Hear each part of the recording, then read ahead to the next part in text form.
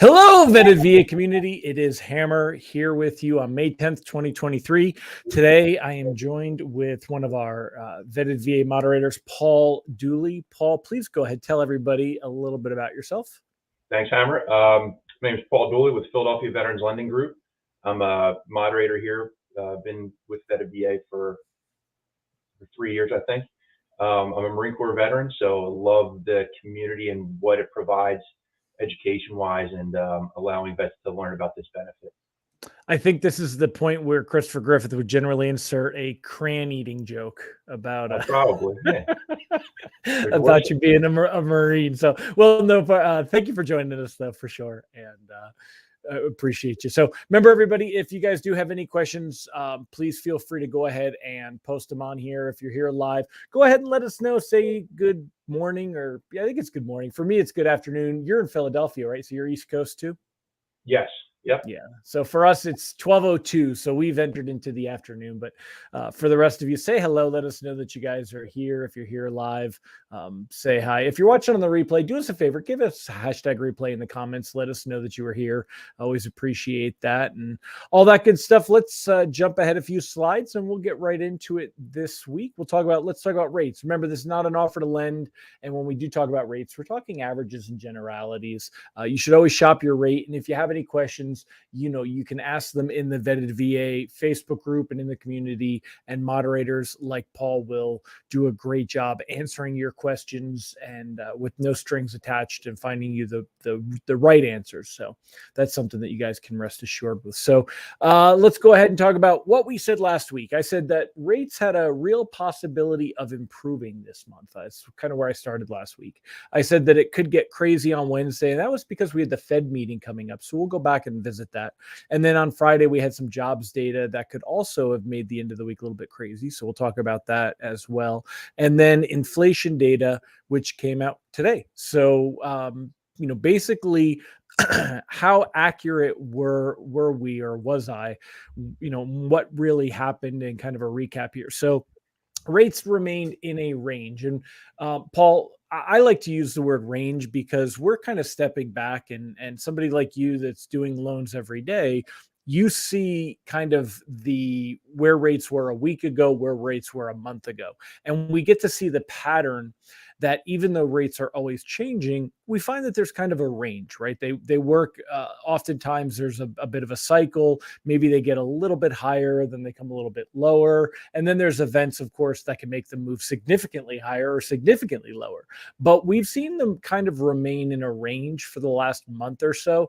And for me, I would say like VA rates have been averaging the low to mid sixes, and conventional rates have been averaging the middle to the higher sixes. So if you're getting using a VA loan, you're using your VA benefit, if you had a rate quote in the low to mid sixes or possibly the high fives, that's going to be a pretty accurate quote. That somebody's doing their job. If you find something that's too good to be true or way off of there, I would look for, a little bit reasons behind that. What about for you? Do you think those rates are kind of what you're finding in your market as well?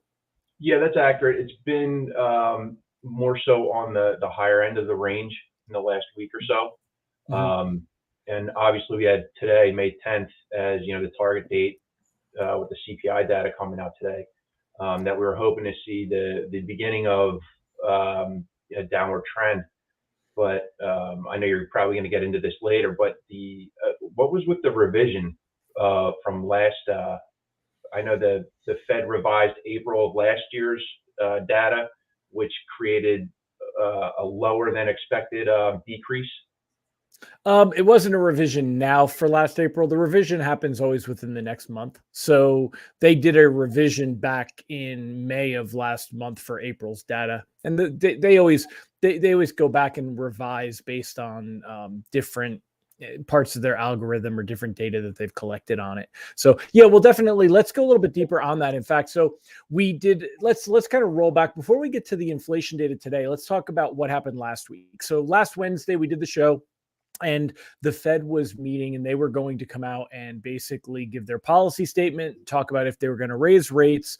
And depending on what happens with the Fed, we see mortgage rates react to that. And this is something that is important for everybody to realize that the Fed does not set mortgage rates, but they definitely influence them. And right now, it's one of the largest, the biggest influencer of mortgage rates is what the Fed is going to do, because when the Fed raises their policy rate, rates across the economy are all going to rise at that same scenario. You're not going to have 2% mortgage rates while car loans are at 9 and 10%. You don't generally see that. Everything tends to move up. It's kind of that idea that what do they say about the tide lifting all boats kind of a thing, right? Is that come on, you're near the water, you're in Philly. Give me something with the boats. Rising tide lifts all ships. There you go. That'll work for us. So I'll show you guys the fancy charts here. So when we look at this stuff here, these are the Japanese candlesticks, and you guys know that I'll flash these up there for you once in a while. And basically, we see market reactions to what the Fed is going to do. And one of the tools that I love to share with you all, and you guys can even access this. It's public information. Well, let's refresh it so it actually works. These are what we call Fed futures. So this is the market betting on the probabilities of what the market thinks that the Fed is going to do over the next series of Fed meetings. The next meeting, it starts on June 13th and it ends on June 14th. And on the 14th, they'll come out and they'll do what they did last week. They'll give a policy statement. They'll decide if they're going to either raise their policy interest rate, keep it the same, or lower it. And then they'll also have a press conference from Fed Chair Jerome Powell, where he'll go deeper talking about what the Fed is trying to achieve and where they're coming from. So last week, we expected that we were going to see a 1/4 point rate hike and that Fed funds rate would go up to 5%. That would make I'm pretty sure the prime rate is 3 1/4 above that. So that would make it 8 1/4. And I'd have to Google it. It's either 3 1/4 or 3 1/2. I think it's 3 1/4. So that would be like 8 1/4. So if you're looking at like home equity lines of credit, you'll see those in the 8s and the 9s kind of a thing. And that goes up when the Fed raises their rate. But actual mortgage rates, we see that react differently. That reacts here with these fancy charts. And depending on what markets believe is going to happen, we'll see mortgage rates either improve a little bit or get a little bit worse. So last week, when the Fed did raise that policy rate by 1/4%, they also came out with some language in their statement that made it sound like they will pause in June. And that's what markets are currently pricing in. There's about a 90% probability or expectation that the Fed is going to keep rates, that Fed funds rate at 5% at the next meeting in about a month from now. There's a small belief, very small, 8%, 8.5%, that we'll see the Fed have to raise rates again in that meeting. Now, mortgage rates, they like the news. So the middle of last week, rates were a little bit better. Generally, you could see as much as 1/8 of a point in interest rate, but oftentimes it's not even really the interest rate that changes. It's maybe the credit that you're getting towards your closing costs or the cost to get to obtain a better rate, or what, oftentimes referred to as points. So those will move a little bit. But last week, when the Fed came out and kind of gave the idea that they're done raising rates for now, we've seen 10 rate increases in 14 months. And that's why mortgage rates moved. Where were rates, Paul? Do you remember like April, May, March, sometime of 2022? Do you remember where rates started and where they've kind of gone up to? Yeah, actually, 1 second. Pull up. While you're pulling that up, I'm going to say that off the top of my head, I think rates were generally in the 3s still in March, probably the mid 3s. And, we have seen over that, as the Fed was raising those rates, we saw rates go from the 3s to the 4s to the 5s to the 6s, even into the 7s, which was probably, I've been in this business 23 years. It was the largest increase I've ever seen over the shortest period of time. Yeah, last year at this time it was right around mid 3s with no points or fees. Yeah. So we saw that move. So what's happened is the Fed has raised rates across the economy, basically trying to slow the economy down to fight inflation. Inflation is something that we want to see, but we want to see small doses of it, right? We don't want to see a lot of inflation. And there's an actual very interesting background. There's an arbitrary number. The Fed wants to see a 2% inflation rate. That number came from New Zealand, believe it or not. An economist in New Zealand who they basically quantified what they felt was price stability, because we want some inflation. If you don't have any inflation, there's an other problem that happens with pricing stability. But basically, the Fed's job, their role in our lives, is to keep the labor market strong and keep prices stable, and that's equates to about a 2% inflation rate according to the Fed, and that they came to that number back in I think 2012. So anyway, that's what they're looking to do. Today, inflation came in about 5%. This is the CPI inflation report, by the way, which is what's called the Consumer Price Index. There's two different inflation reports that we get. Do you know the name of the other one by chance? Or The PPI? Well, the PPI is wholesale. That'll come out tomorrow. We're going to get that one. The other consumer one that the Fed likes, it's the PCE. Do you know what the PCE stands for? Something expenditures. Yes, it's the personal consumption expenditures. Personal consumption expenditures. Yeah. That's right. Yeah, so that's the one that the Fed actually likes to use as their primary gauge for inflation. Today, we got the Consumer Price Index, which is still very relevant, but it's not the one that the Fed will allude to for that 2%. So, but even still, we find that they're going to both move in lockstep because they're both reports about inflation, and inflation about 5%, but that's actually, I think it's the best we've seen since July as far as movement goes. Inflation is not really, we're not seeing deflation, right? But we've seen what's called disinflation, where inflation is still there, but it's slowing down. And that's what we want to see. So today we did see some disinflation. What did that do for mortgage rates today? Did you see rates improve, or did they get worse today? They improved slightly so far. Yeah. So, I mean, slightly being we go from 6.5 down to 5 3/4. No, not that far. Yeah, slightly. And that's one of the things I think it's important as consumers that you guys understand, is that we usually see rates move in smaller increments. And we've seen some odd behavior over the last couple of years because of how manipulated the markets are, especially when it comes to rates with the Fed. But normally you're not going to see rates that are just going to drop. So if anybody is holding out to get great rates, they think, hey, like you mentioned, May 10th was a date that was circled because of where we've seen inflation data a year previously, and the fact that it's a rolling average. So some high numbers were going to fall off, some new lower numbers were going to come in. So we were expecting to see a move lower. We did see a move lower.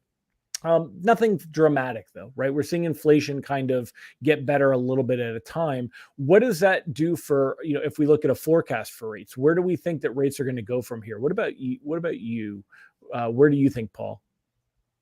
So hopefully I'd like to see a 5 in front of the rate in the near future. It might not happen this summer, but hopefully maybe the fall time frame. That's from all the content that I've read. I follow you all the time, and we're hoping that we'll start to see some sort of relief in the interest rate market once inflation does get under control. And I think we also have to, once the fear of recession overtakes the fear of inflation, I think we'll start seeing better rates. Yeah. And that's all, everything you said, Paul, I agree with. And that would be what I guess we'd call it true. But what definitely, if you're a consumer, right, let's say you're out there and you're in the spring housing market. First of all, there's a couple of pockets, especially out west, where we've seen higher end expensive properties start to come down a little bit in price. But and they get a lot of media attention. That San Francisco Bay Area market, certain areas up in that Pacific Northwest. However, throughout basically the rest of the country, home prices not really dropping. Now, I'm in Western North Carolina. You're in Philly. What are you seeing for your market? Are you seeing home prices drop, or what's going on with inventory in your market? We're seeing prices level off, but there's still such limited inventory around us. There aren't as many offers like ridiculous offers above list price, but there still is a lot of interest in any listing. So multiple offers. Right. According to the National Association of Realtors the other day, there was a third of the properties were still getting multiple offers, and a quarter were actually going above listing price, about like 23%. So, and the reason that I bring that up is because it's important to realize we've kind of found, I'll say, an equilibrium for rates. And that's, right now, if you're looking at mortgage rates, they're going to move up or down about 0.25% from, we'll call it that level area or that equilibrium. So for a VA mortgage, let's call that 6.25%. You may see rates go down to 6%. You may see them go up to 6.5%. For a conventional loan, if you, for any reason, aren't using a VA loan, you might see rates that are in that 6.75% could go down to 6.5%, maybe go up to 7%, depending on the add-ons.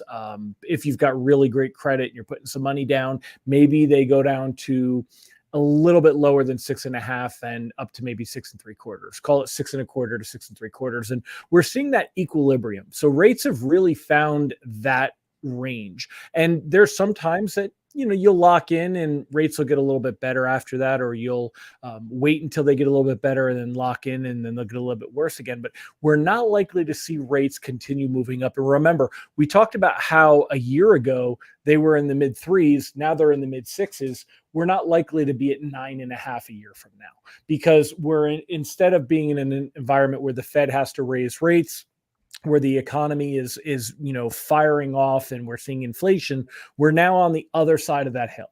And we're seeing a point where after, like I said before, 10 rate hikes in a row, 14 months, 10 Fed meetings, 10 Fed rate hikes. And now we're talking about, well, the Fed could be pausing. We might see an end of these rate hikes. And the markets are pushing back. The Fed says we're not thinking we're ready to see rates really start to fall again until 2024. Markets think, however, though, that the economic conditions are going to require the Fed to start to lower rates because we're going to find a bit of a recession. And this is all speculation, but that's really why we'll see mortgage rates, I think, kind of stabilize. And this is what I would call normal for now. I think rates in the low to mid 6s for a VA loan, and if you can get into those high 5s, fantastic. But for conventional, same thing, 6.25% to 6.75%, that's where we're going to be for a while. And we would need to see signs of recession in order for rates to really improve. What would some of those signs of recession that some of our viewers might look for, Paul? I would say unemployment increasing, job availability starting to decrease, wage decreases, right, in the overall reports. And what about consumer confidence or consumer market sentiment? Yeah, market sentiment starting to decrease. Anything that would show signs of a weaker economy, weaker production, and certainly there's signs out there. And it's just lagging indicators. So. Right. And that's what happens, is that we're always looking in the rearview mirror now. So now the Fed is starting to slow down their rate hikes. They'll pause mortgage rates. If I were out house hunting, I wouldn't expect to see rates drop significantly from here anytime soon. Now, what happens though if we do get that recession maybe later in the year, and let's say mortgage rates do drop into the low 5s next year? If someone bought a house today, what could our veterans do if they buy a house now and rates drop significantly a year from now? Yeah, and that's what I advise all of my clients as well, especially purchasing now, when discussing buying points and things like that to buy the rate down. It's always important to look at the break-even point, calculate how long to break even on the cost of those points. And if it's within a certain time frame, it might not make sense, because we do think that there are indications that we will have better rates sometime next year. So with the VA loan, you have the VA IRRL, the IRRL, the interest rate reduction refinance loan, where it's a streamlined process.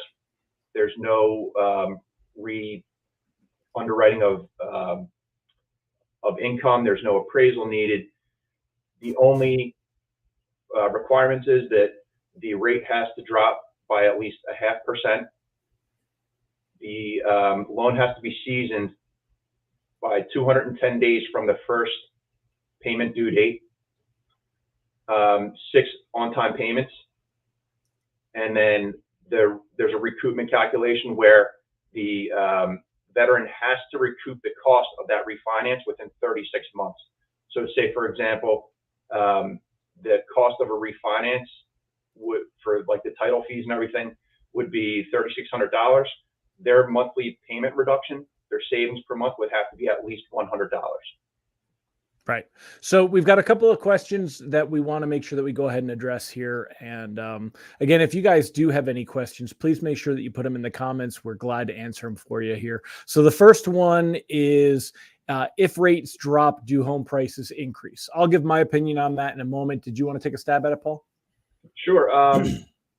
That is, it's a great question because it comes into supply and demand, right? So lower rates would allow for more people to qualify, so more buyers on the market, and we don't see a ton of inventory out there. So the shortage of inventory, more demand, that could cause prices to increase.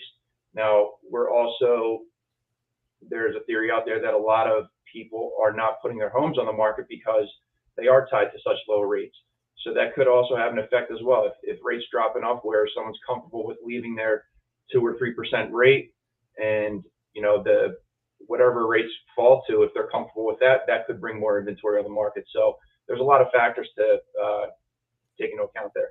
Yeah, but I'm just going to maybe reiterate a couple of them that you said as well. So the first one, the best way to put it, if you guys can look at my fancy little lever here, right? So this is a seesaw, and on one side you have rates. So if rates go down, on the other side it goes up, and what's on the other side is home prices. So normally rates go down, home prices go up. The middle, this fulcrum, if you will, is your affordability. It's how much people can afford. So let's say this is a $2,000 mortgage payment, and then when rates go down, people can afford a little bit higher, more expensive house and still stay within that $2,000. So therefore home prices tend to go up. Now normally when rates go up, home prices go down. That did not happen as much as normal this time. And there were, as Paul pointed out, there's a very, very good reason for that. And that was because so many people they're not trapped in their home in a bad way, but they're in a good way. They're in a home with extremely low interest rates. Now, what would normally happen, let's say Helmer has, one kid and he buys his home, and, it's a 2-bedroom. And I'm here for a few years, and I have another kid, and I want to get a bigger house, and I want a bigger backyard and another bedroom. Well, then, we go through this process and we sell the home, and we buy maybe a more expensive home with a little more land and a little bit more square footage and that extra bedroom. And what's happening now is people are not doing that because they can't. Not only do they not want to, but oftentimes, they can't afford to go from a 2.5% interest rate to a 6% or 6.5% interest rate on a more expensive home. It's a huge jump in payment. So we've seen where inventory is even more of an issue than it has been in the past, and it's been an issue for years. So that's not going to change. But I agree with what you said too, that if rates come down, now those people, they may be more likely to move. So maybe we get a little bit more inventory entering the market as there's more buyers. But even in that scenario, we're not going to have where there's more inventory and less buyers. So home prices not likely to drop. They're more likely to go up, and maybe it's a little bit slower. Maybe we don't see the ridiculous overreaction we saw in 2022 or 2021 rather, when we were looking at home prices $55,000 above the asking price. These big jumps like that. So hopefully we don't see that. The other question is about VA rates and assumability, because if somebody did want to sell their house, could they just, hey, I've got a 2.5% interest rate, Paul, you can have it. Yeah, so all VA loans are assumable. Anybody can assume it. It doesn't have to be a veteran. Now, the caveat I like to put in there and warn any veteran that is looking into assuming or letting someone else assume their loan is your entitlement is still tied up in there if it's not another veteran who's substituting their entitlement. So until that loan is paid off, your entitlement is tied up with that. Of course, you have bonus entitlements. So if you're able to purchase a home that you're looking in your price range, if you have that, always an option. It's also important to point out that if you are in the market and you're assuming a VA loan, depending on what that sales price is and the remaining mortgage amount, you would have to come up with that difference somehow. So whether it's, pulling cash out, or if you have savings to cover that, that's great. If not, it's more difficult. That's the existing loan, you're falling in on that remaining balance. You're staying with that company. It's the same rate, but you're going to have to figure out where that difference in price versus loan balance is going to come from. So that's another thing to keep in mind. I've seen it happen where it's worked out for a veteran that's assuming. I've also seen the opposite end of it. So go into those situations with as much education and knowledge about the existing loan, the sales price, everything like that. Right. The other thing to realize, everybody, and whoever asked this question, the benefit to assuming a loan is if you're in a market where it's difficult to sell, because it gives you a leg up on making it easier to sell your home. There's something enticing. Assuming the mortgage is not even something that needs to be discussed in this market, because if you list your home for sale, it's going to sell, especially if it's within that normal realm of affordability for the average family, if you will. If it's a high-end, expensive home, there's a different set of rules to what's going on in that market. But, and the price point is different in different markets. Like, what's an average, family home in the Philly suburbs for you, Paul? I would say mid 3s to 4s. Depending on the area, then it's where we have certain pockets where it's really high, where you're in the 5s for the medium price range there. Right. So if you're talking a normal family style home, you guys know what I mean. I don't think you even have to worry about the idea of assuming. It's probably a lot more energy and effort to even consider it than it's worth. But it is something that you could, of course, explore. And that's really, that becomes a big deal if you're in a market where there's a lot of inventory and you're trying to sell a home and you need an advantage to sell it. The other question, go ahead. And you also have, you're not in control of the process either. So it has to go through the same bank that is currently servicing that loan. So there's not like a mortgage broker or loan officer that's helping you out there. It's the assumability department of some major bank or some major servicer where you're just a number, and it could take, weeks to months. I have heard stories where, some banks are really familiar with it, where they are able to process them very quickly, but more often than not, it's going to be, I've worked in a big bank where in the retention department where, they've taken months, 60 to 90 days, if even anyone knows about it. So. Exactly. So, and then as a follow-up question was, could someone search the multiple listing service or MLS to see my interest rate and it being a VA loan? Do you want to answer that one first? Yeah. So it is public record what type of loan is used against the house. A lot of veterans out there, if you've received that junk mail that might look very official, that's from these shady companies that are out there that scrub public records to see what type of loan was used to purchase the property, and then from there, that's where you get your junk mail from. But it's not. But it's not in the MLS. It's not in the MLS. So the MLS is so you can see what type of loan was used in the MLS, but usually, the common public doesn't have access to MLS. Right. And actually, I haven't even been MLS in forever. They can see what kind of a mortgage is on the property. Is that actually something that's a field in most of the multiple listing service software? I've seen that after the property has been closed, and I've seen this a lot when we're doing Tidewater comps, and we can see what type of loan was used to purchase that specific property. Okay. All right, cool. So, cause I didn't think that was even in the MLS at all. I didn't realize that it actually had that as a feature. So,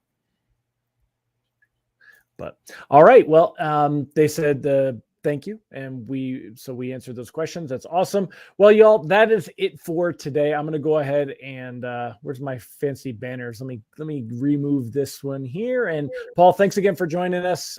Anything you want to leave everybody with before we wrap it up for the day? No, that's it.